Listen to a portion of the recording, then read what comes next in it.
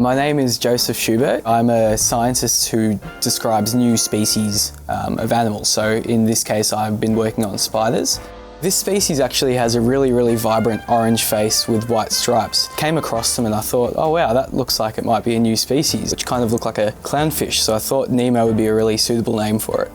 Miratus nemo is really tiny, like most peacock spiders. It's about the size of a grain of rice. And the males are incredibly colourful and they perform courtship displays, so they dance to females, hence the name peacock spider. They're really cute for spiders. They've got these massive forward-facing eyes and you can kind of relate to them a lot more than you could like a huntsman or something, for example. I've got a Miratus tattooed on my arm. It was just one of my favourite species at the time and I still really like it. It's got a little elephant's face on it.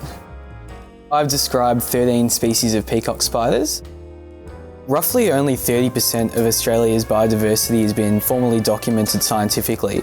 So giving species scientific names allows us to universally communicate things about them to other scientists. It also means that they're recognised not only in science but in legislation, so that hypothetically if a species is endangered or something, we can talk directly about that species and we know how to differentiate it from other things.